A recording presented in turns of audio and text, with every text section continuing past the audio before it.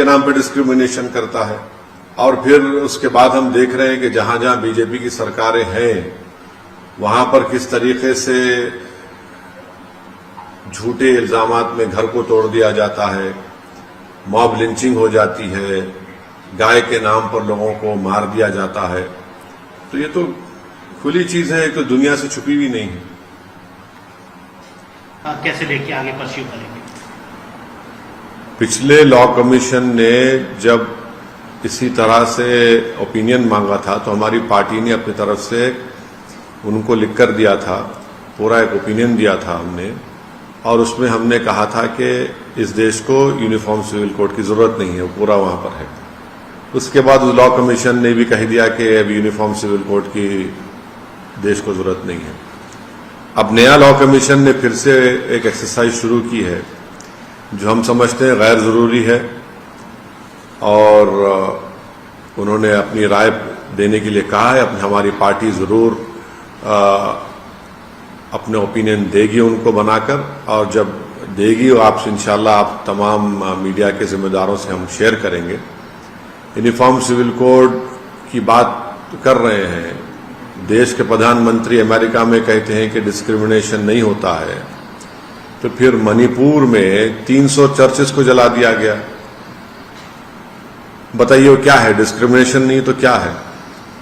मणिपुर में एक डीजीपी जो क्रिश्चियन कम्युनिटी के थे, ट्राइबल थे, उनको आप हटा दिए, वो डिस्क्रिमिनेशन नहीं है तो क्या है? बताइए आप। खुला डिस्क्रिमिनेशन है ये, और ऊपर से आप यूनिफॉर्म सिविल कोड की आप बात करते हैं। नहीं इसलिए कि वो जब इंडिया को आए थे तो प्रधानमंत्री ने उनका वेलकम किया था ना।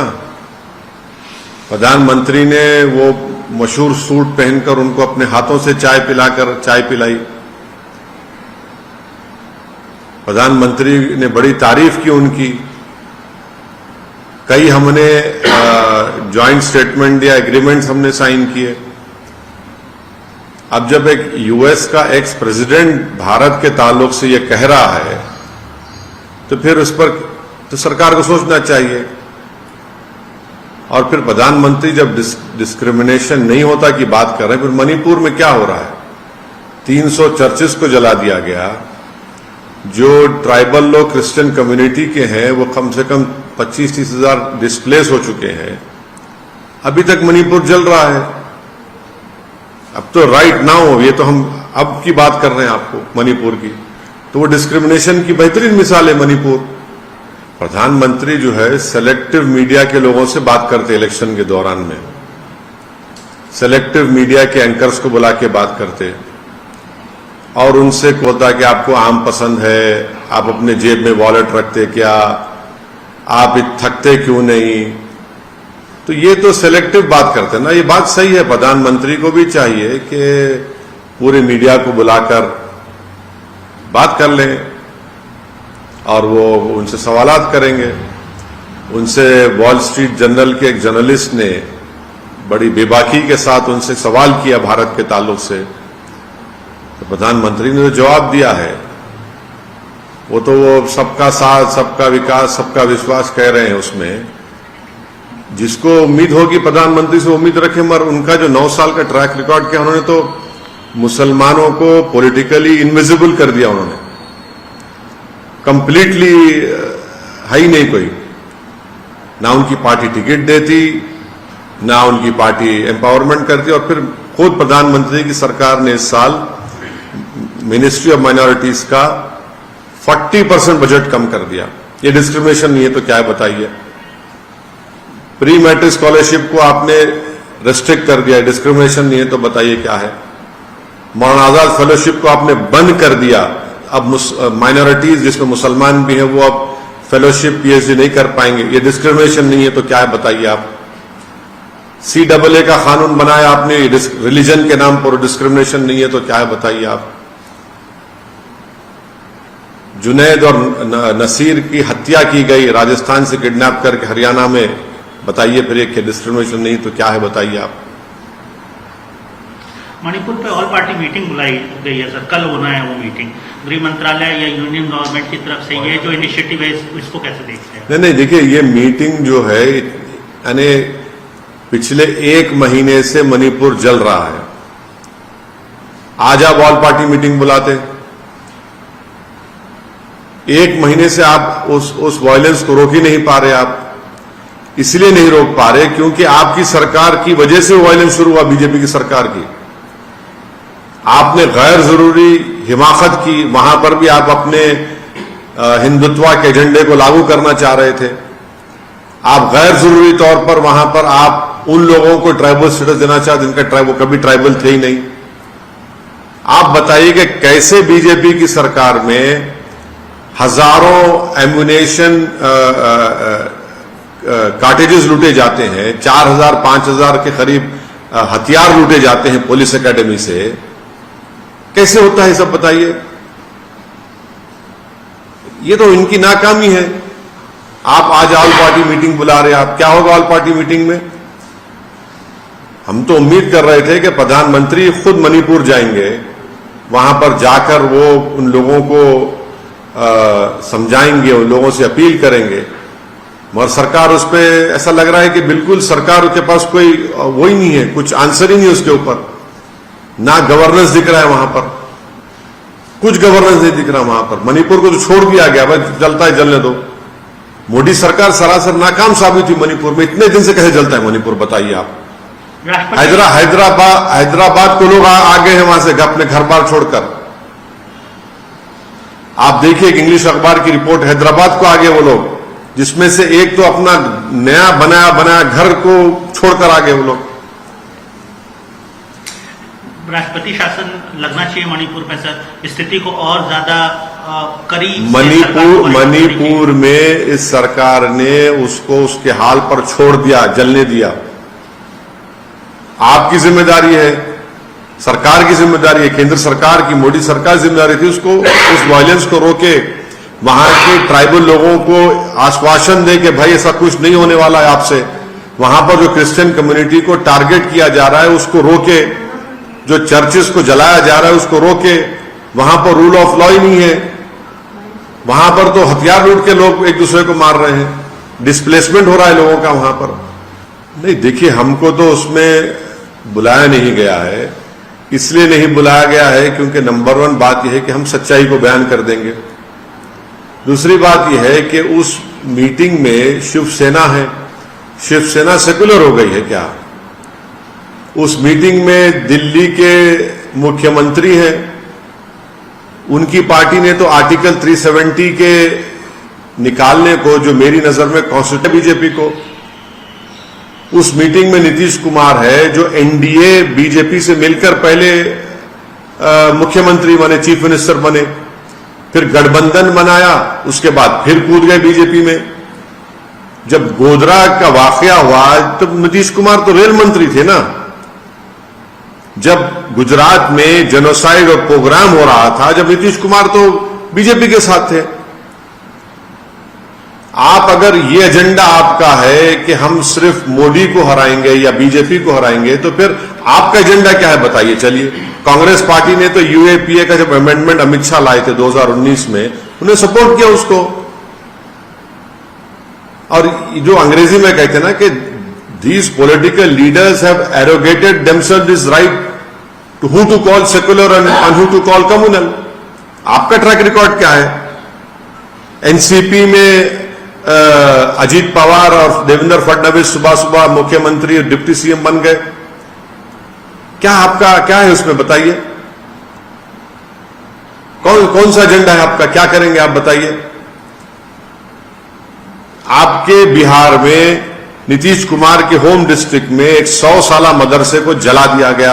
आप वहां पर नहीं जाते, देश के पूरे लोगों को बुलाते हैं वहां पर, अपोजिशन लीडर्स को। आप इस अपोजिशन मीटिंग को कैसे देखते हैं सर? 16 अपोजिशन पार्टीज इस मीटिंग में शामिल हुए, करीब करीब 130-135 लोकसभा सीट का ये पार्टियां नेतृत्व करती हैं या इनके सांसद ये कंटेस्ट करते हैं, इनके सांसद होते हैं। कैसे देखते हैं इस मीटिंग को? 2024 के लिए कितना इंपॉर्टेंट? नहीं, सुनिए, हम भी नहीं चाहते कि 2024 में दोबारा देश के प्रधानमंत्री नरेंद्र मोदी बने। हम भी नहीं चाहते, हमारी भी कोशिश होगी। मगर आप इन लोगों का ट्रैक रिकॉर्ड क्या है? कांग्रेस बोलती कि नहीं हम सबसे आगे रहेंगे, नीतीश कुमार ख्वाब देख रहे हैं कि मैं प्रधानमंत्री बन जाऊंगा। दूसरे लोग सब अपने अपने ख्वाबों को देख रहे हैं। हम लोग अपने अपने बात कर रहे हैं। आपने तो किया ना। आप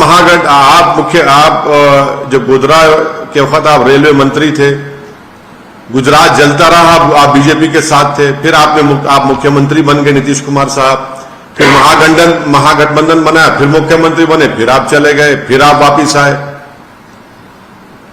दिल्ली के मुख्यमंत्री तो 370 में बीजेपी को ओपन सपोर्ट करे, आज रो रहे हैं पूरे देश में कि बीजेपी ने ऑर्डिनेंस जारी करके मेरे इख्तियारात छीन लिए। भाई आप तो 370 का सपोर्ट कर रहे थे।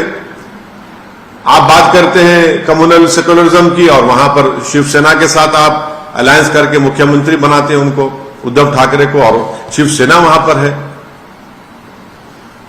ममता बनर्जी है जो कहती है कि मेरा गोत्रा सबसे बड़ा है। आप कम्युनलिज्म से मुकाबला करेंगे इस तरह से? नहीं, हमको इसलिए नहीं बुला है क्योंकि हम सच्चाई को बयान करते हैं। और वहां पर ये जितने भी लोग हैं, जितने भी नेता वहां पर हैं, ये तीन चीजों को नहीं चाहते कि इंक्लूडिंग बीजेपी, कि मुस्लिम, दलित और आदिवासियों का पॉलिटिकल एम्पावरमेंट हो। ये चाहे ये लोग हो या बीजेपी, कभी नहीं चाहेंगे लोग कि मुसलमान, दलित और आदिवासियों का पॉलिटिकल एम्पावरमेंट हो। सर, उनका विजन कैसा देखते हैं? मगर ये जो अपोजिशन पार्टी से, आप भी अपोजिशन पार्टी है, आप तो चीफ है, तो मतलब आप कैसा देखते हैं? इनका विजन कैसा देखते हैं? क्या विजन है बोलिए आप, मेरे को नहीं मालूम। सिंपल देखे बीजेपी से लड़ना है, उनको हराना है, इसीलिए तो ऐसा हो जाए। ये विजन है, ये विजन है आपका, ये विजन है आपका। आप ये विजन को लेकर जाएंगे देश के सामने, जाके लेकर जाइए, मालूम होता आप लेकर जाइए। अगर आप जो कह रहे हैं उनका वो विजन है, इसको विजन बोलेंगे आप। आपका विजन क्या है, आपका एजेंडा क्या है, कैसा होगा ये? I don't know. You see, we don't want Mr. Narendra Modi to again become the Prime Minister of this great country of ours in 2024. And for that, we'll be using our whatever efforts which are there. But this particular meeting which is being held today in Patna, what is the track record of all these political leaders who have assembled over there? Isn't it right that because of Congress, BJP came back into power twice? Isn't it right to say that Mr. Nitish Kumar was the railway minister when BJP, when the Gujarat genocide and program happened? He became chief minister because of alliance with BJP. He left BJP, formed Mahagathbandhan, became the chief minister, again left them, joined BJP, now again he has left them. Thirdly, Shiv Sena. Has Shiv Sena become a secular party? That Shiv Sena where Mr. Uddhav Thackeray as the chief minister stood up in the Maharashtra assembly and said that yes, we are proud of demolishing Babri Masjid. The chief minister of Delhi supported BJP when in the Lok Sabha and Rajya Sabha when Article 370 was removed in an unconstitutional way. What is this? Mr. Nitish Kumar as the chief minister could not visit his own home district when a communal riot happened and 100-year-old madrasa was burned down. He could not go over there. So we don't know. They are doing it. Let us see what happens in the future. I can only say, I am reminded of this Urdu शेर that इब्तिदा इश्क के आगे देखिए होता है क्या, और दूसरा क्या है कि हुनूस दिल्ली दूरस्त। सर, कौन लगता है आइडियल पीएम? देखिए आप जो है ना, नरेंद्र मोदी जो चाहते हैं वो पूछ रहे हैं आप। नरेंद्र मोदी ये चाहते हैं कि चेहरे सामने आ जाए और मैं सबको देख लूंगा। हम ये कह रहे हैं कि चेहरे नहीं, 540 लोकसभा की सीटों पर नरेंद्र मोदी से मुकाबला होना चाहिए। आप जिस दिन चेहरों को लेकर आएंगे, ये चेहरा है, ये चेहरा है, ये चेहरा है, भाई ये चेहरों को लेकर आएंगे, बीजेपी को फायदा हो जाएगा। चेहरा होना चाहिए बेरोजगारी का, चेहरा होना चाहिए मॉब लिंचिंग का, चेहरा होना चाहिए इन्फ्लेशन का, चेहरा होना चाहिए जीडीपी का जो गिर रहा है, महंगाई जो बढ़ रही है, ये चेहरे होने चाहिए, ये मुद्दे होने